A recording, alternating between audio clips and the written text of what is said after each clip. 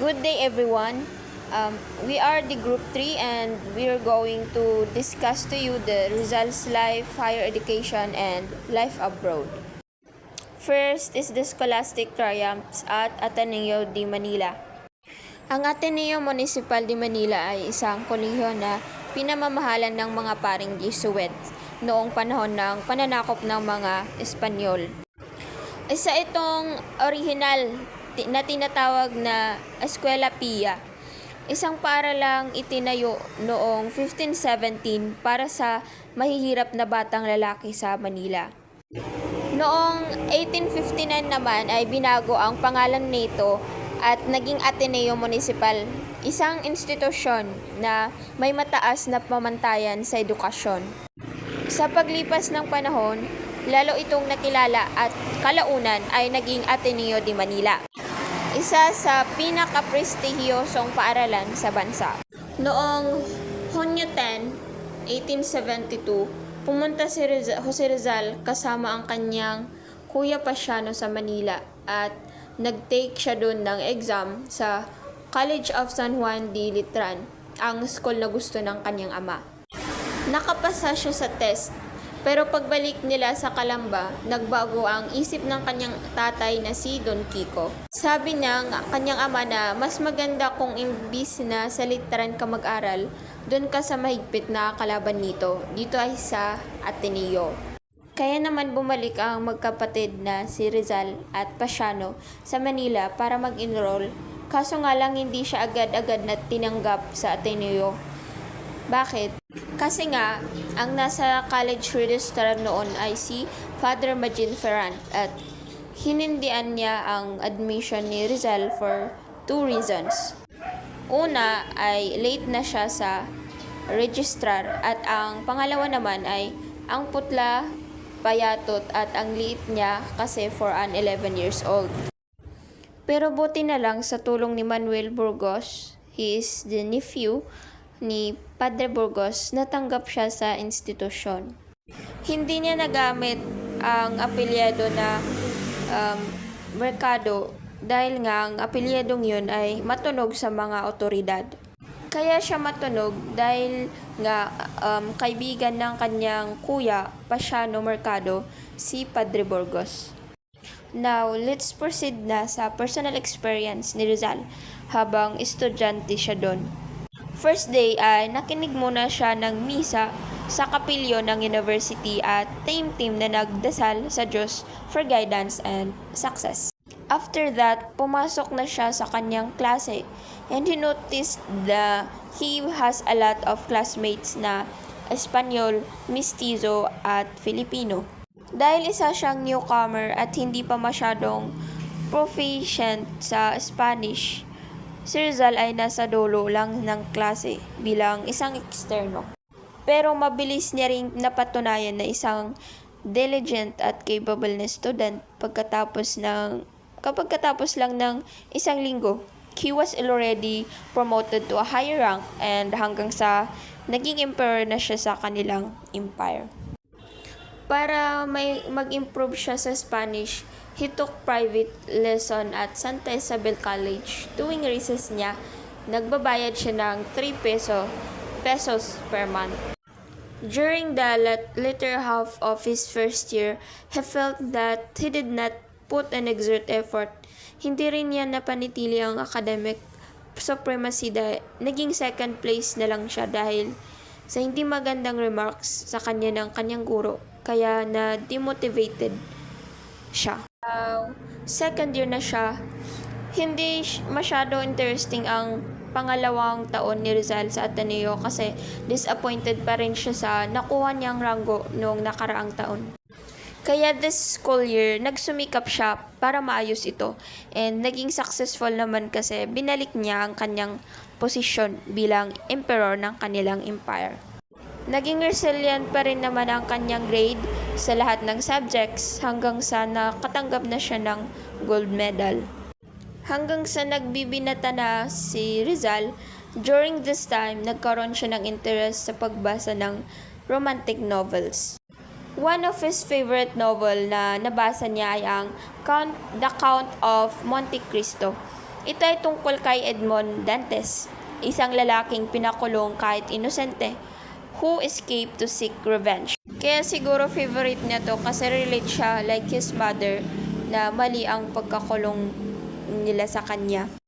Another book is The Travel and the Philippines by Dr. Fyodor Jagor. This is not a romantic novel, but it is a book na nagkikriticize sa Spanish regime na empire sa librong ito dahil sa dalawang rason. First is the author Jagon made very careful observation about problems caused by Spanish colonization. And second is Jagor predicted that one day Spain would no longer control the Philippines and that America would become the new colonizer. Dumako naman tayo sa pangatlong taon ni Jose Rizal sa Ateneo. Pagbalik ni Rizal sa Ateneo ay sinorpresa siya ng kanyang ina. Dito ay nakalaya na ang mama niya sa kulungan. Sa pag-aaral, medyo hirap pa rin siya sa Spanish. Kasi para sa kanya, di pa niya naibibigay ang pinaka-the best. Mataas pa rin naman ang kanyang grades, puro sobresaliente. Pero nalungkot siya dahil isa lang na medal ang nakuha niya this school year. And this medal ay para sa Latin. Para sa kanya kasi ay dapat makuha niya yung para sa subject na Spanish. Kaso nga lang, dahil limited pa ang proficiency, sa classmate niya napunta ang medalya. Sa kanyang ika-4 na taon, may pinaka-paborito siya na guro. Siya si Father Francisco de Paula Sanchez. Dito ay tinuruan niya ito sa mga subject na Rhetoric, Greek, and Geometry. Naging guro niya siya ni Rizal or Pepe, ang tawag sa kanya ng priest, noong nakaraang school year. Isa din siya sa nag-impluwensya sa pagdevelop ni Rizal bilang isang poet. Kasi unti-unti nang gumagaling na sa Spanish si Jose Rizal at inudyokan ito na magsulat ng salitang yun. Kaya mapapansin natin na halos lahat ng sinulat ni Rizal ay wikang Kastila like Dolimitangere, El Filibusterismo at Makamisa na Tagalog pero inulit din niya ng Spanish. June 1875, he became an intern in Ateneo. Sa panahong ito, lalo siyang hinubog ng kanyang mga guro, kabilang si Father Francisco de Paula Sanchez, na nagbigay ng inspirasyon sa kanya upang pagbutihin pa ang kanyang pag-aaral at isulat ang kanyang mga tula. Dahil sa kanyang sipag at talino, nakatanggap siya ng 5 medalya at magagandang marka na nagpatunay ng kanyang dedikasyon sa edukasyon. Sa kanyang pagbabalik sa Calamba, ipinagmamalaki siya ng kanyang pamilya at mga kababayan dahil sa kanyang natamong tagumpay. Noong June 1876, pumasok si Jose Rizal sa kanyang huling taon sa Ateneo Municipal de Manila. Sa panahong ito, kinilala siya bilang pinakamatalinong mag-aaral sa kanilang paaralan at tinawag na Pride of the Jesuits dahil sa kanyang pambihirang talino at sipag sa pag-aaral. Nakuha niya ang pinakamataas na grado sa lahat ng asignatura na magpapatunay ng kanyang dedikasyon sa edukasyon. Noong March 23, 1877, sa edad na 16, nagtapos siya na may Bachelor of Arts degree na may pinakamataas na karangalan.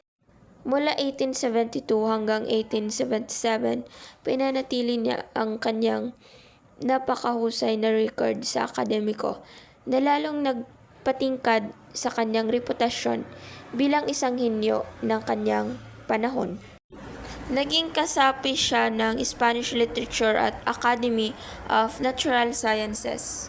He studied painting also under the famous Spanish painter na si Agustin Sayas, and sculpture naman mula kay Romualdo de Jesus. Naging aktibo rin siya sa palakasan, particular sa gymnastic at fencing. He also carved an image of the Sacred Heart of Jesus poems written in Ateneo. And the first poem he wrote for his mother's birthday was Mi Primera Inspiración, or in English is My First Inspiration. So, I will discuss the secret mission in Spain in 1882 to 1885. To observe keenly the life and culture, language and customs, industries and commerce, and the governments and laws of the European nations. So, ang lihim na misyon ni Rizal sa Espanya, ang pangunahing layunin ng paglalakbay ni Jose Rizal sa Espanya ay upang masusing pag-aralan ang pamumuhay, kultura, wika, kaugalian, industriya, kalakalan, batas at pamahalaan ng mga bansang Europeo. Gamit ang kalamang ito, nais niyang makatulong sa pagpapalaya ng Pilipinas mula sa kolonyal na pananakop ng Espanya. He wrote a farewell letter to his beloved parents and another one for his sweetheart, Leonor Rivera. It was both delivered shortly after he sailed away. So next, Rizal in Singapore. On May 8, 1882, during his way in Singapore, Rizal saw a beautiful land called Talim Island with the Susong Dalaga. On May 9, 1882, Rizal landed at Singapore and registered at Hotel de la Paz. In real life in Barcelona and Madrid, Rizal wrote an essay about how much he loves and misses his homeland. El Amor Patrio, or Love of Country. El Amor Patrio o Pag-ibig sa Bayan. Ito ang kanyang unang makabayang sanaysay na isinulat sa Barcelona. Ito ay isa sa kanyang unang isinulat na makabayang akda. Isinulat niya ito noong 1882 habang siya ay nasa Espanya at inilathala ito sa Diaryong Tagalog, isang pahayagan sa Pilipinas. Pinapaliwanag ni Rizal ang kahalagan ng pagmamahal sa bayan, hindi lamang sa salita kundi sa gawa. Binibigyang diin niya na ang tunay na pagmamahal sa bayan ay dapat ipakita sa pamamagitan ng pagsisikap na mapaunlad ito, maging sa loob man ng bansa o sa ibang bansa. So, ito ang mga pangunahing ideya ng sanaysay. 1. Ang pagmamahal sa bayan ay likas sa tao. 2. Hindi hadlang ang pagiging nasa ibang bansa sa pagiging makabayan. 3. Ang kabataan bilang pag-asa ng bayan. 4. Ang pagmamahal sa bayan ay dapat isabuhay.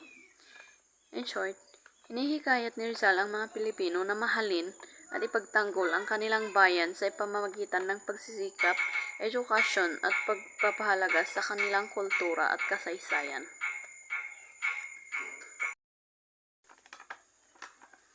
So, noong November 3, 1882, nag-enroll si Rizal sa Universidad Central de Madrid upang kumuha ng kursong medisina, filosofiya at literatura. Habang naghihintay magsimula ang kanyang klase sa Madrid, nag-aral din siya sa Academy of Fine Arts of San Fernando para sa pagpipinta. Bukod dito, bumisita siya sa iba't ibang makasaysayang lugar at museo. Sa Madrid, nakilala niya si Consuelo Ortega A. Perez, ang anak ni Don Pablo Ortega, na noon ay alkalde ng Maynila. Nahulog ang loob ni Rizal kay Consuelo, ngunit hindi natuloy ang kanilang relasyon. Sa pagbisita ni Rizal sa Paris, 1883, Hulyo 17, 1883, naglakbay si Rizal sa Paris at bumisita sa iba't ibang sikat na pasyalan. Dahil sa kanyang itsura na pagkamalan siyang isang Hapones ng mga Persian, kaya mas mataas ang sinisingil sa kanya para sa pagkain, tirahan at mga pasyalan. So next, si Rizal bilang Mason. Namangha si Rizal sa mga kasapi ng Masoneria sa Espanya dahil hayagan nilang tinutuligsa ang mga ang mga maling pamamalakad ng gobyerno at ang pamamalabis ng mga praile. Noong Marso 1883, sumali siya sa Masoneria sa Luhiang Acacia upang huminga ng suporta sa kanyang laban sa mga praile sa Pilipinas. So, noong November 15, 1890, naging pinuno siya ng Lehiyon ng Solidaridad matapos lumipat dito. So, conclusion, ang paglalakbay ni Rizal sa Europa ay isang mahalagang hakbang sa kanyang adhikaing makatulong sa kanyang bayan sa pamagitan ng pag-aaral, pagsusulat ng makabayang akda, at pakikilahok sa mga progresibong grupo tulad ng Masoneria. Higit niyang naunawaan ang mga isyong kinakaharap ng Pilipinas at kung paano ito malulutas.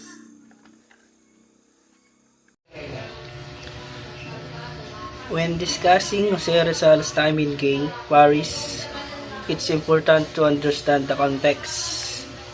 This refers to his periods spent in Paris, notably in 1889, a time of vibrant social and cultural activity. Paris in 1889 by Jose Rizal. So this period coincided with the Universal Exposition of 1889, which brought a surge of excitement and visitors to Paris. And Rizal found himself immersed in the lively Parisian atmosphere. However, despite the gaiety, Rizal remained focused on his intellectual and patriotic pursuits. So, the activities of Rizal in Paris. He continued his literary and scholarly work, including his annotated edition of Antonio de Morga's Sucesos de las Islas Filipinas. He founded Filipino societies such as the Kidlat Club and the Indios Bravos to unite and inspire fellow Filipinos. He also wrote satirical works such as Por Telefono. And he did endure difficulties finding suitable living quarters due to the overcrowding of the city at that time. So in Hong Kong, Rizal traveled where he continued his work and even planned to establish a Filipino college. This time in Hong Kong was also a period of continued writing and planning for the future of the Philippines. In essence, Rizal's time in Paris was a mix of experiencing the city's vibrant social scene and dedicating himself to his nationalistic and intellectual endeavors. His subsequent trip to Hong Kong was a continuation of his effort to contribute to the betterment of his homeland. Departure from Hong Kong. Dito ay sumakay si Rizal sa karagatan na isang barkong Amerikano at umalis sa Hong Kong. Biyahe sa Japan at maikling romansa kasama si Osei-san. Si Osei-san ay isang anak ng isang samurai. 23 taong gulang, matanda at isang magandang babaeng Hapones na naakit ni Rizal sa pamamagitan ng kanyang marangal na kagandahan at alindog. Rizal trip to United States of America. Dito ay dokumentado niya ang kanyang naobserbahan sa kanyang paglalakbay mula sa Francisco papuntang New York. Mayo 4, 1888, nang magparehistro si Rizal sa Class Hotel sa lungsod na tinatawag na Palace Hotel. Noong Mayo 7 hanggang Mayo 13, 1888, nanatili si Rizal sa Nevada. Rizal in London. Ang dahilan ni Rizal sa pananatili upang mapabuti ang kanyang kaalaman sa wikang Ingles, upang pag-aralan at annotate ang Sucesos de las Islas Filipinas ni Morga. Ang London ay isang ligtas na lugar para ipagpatuloy niya ang kanyang pakikipaglaban paniniil ng Espanyol. Habang nasa London, sumulat siya ng mga artikulo para sa La Solidaridad sa mga kabataan, babae ng malolos at natapos ang pag-annotate sa aklat ni Morga. Rizal visiting it in Paris and France. Noong unang bahagi ng Setyembre 1888, bumisita sa Paris sa loob ng isang linggo. Naaliw siya sa gay French metropolis na ito ni Juan Luna at ang kanyang asawang si Paz Pedro de Tabera. Noong Disyembre 11, 1888, pumunta siya sa Espanya, bumisita sa Madrid at Barcelona. Nakilala niya sina Marcelo H. del Pilar at Mariano Ponce. Romance with Gertrude Beckett. Rizal had a romantic interlude with the oldest of the four Beckett sisters. Gertrude Getty, as she was affectionately called, was a buxom English girl with brown hair, blue eyes, and rosy cheeks. Rizal in Belgian Brussels. When Rizal moved to Brussels, he lived in a modest boarding house on 38th Rue, Philippine Champagne, accompanied by Jose Albert, who later left the city and was replaced by Jose Alejandro during his stay in the city. Rizal was busy writing the second novel, which was the continuation of Noli. Rizal's misfortune in Madrid. Early in August 1890, Rizal arrived in Madrid. He tried all legal means to seek justice for his family and Calamba tenants, but not to avail. On top of his misfortune, his fiancée for 11 years, Leonora Rivera, married a British engineer. That unfortunate event broke his heart. Failure to get justice for family. Together with Marcelo H. del Pilar, who acted as his lawyer, and Dr. Dominador Gomez, secretary of the Association Hispano-Filipina. He called on the Minister of Colonies, Senor Fabi, in order to protest the injustice committed by Governor General Valeriano Weyler and the Dominicans against the Calamba Fox. Rizal's eulogy to Panganiban. Rizal experienced another disappointment when his friend and co-worker in the propaganda movement, Jose Maria Panganiban, died in Barcelona on August 19, 1890. Biarritz's vocation and romance with Nelly Busted, 1891. To seek solace for his disappointment in Madrid, Rizal took a vocation in Madrid. Rizal took a vocation in city of Biarritz on the fabulous French Riviera.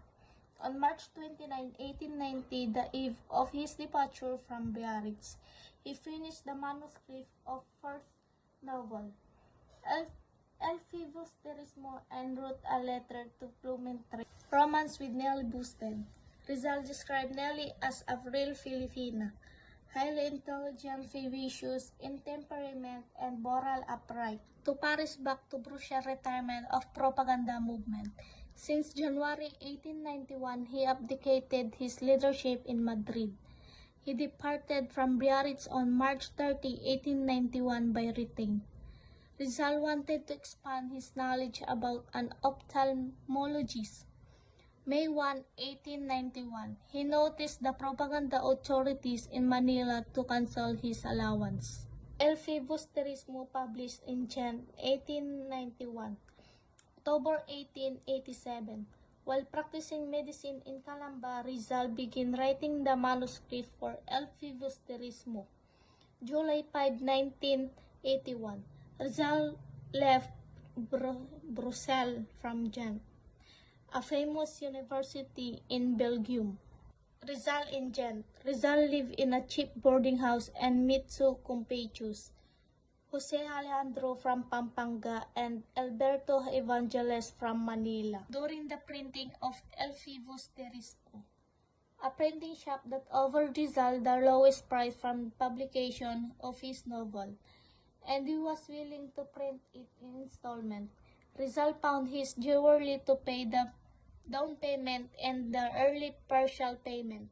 Farewell to Europe. Rizal left Europe for Hong Kong, where he lived from November 1891 to June 1892.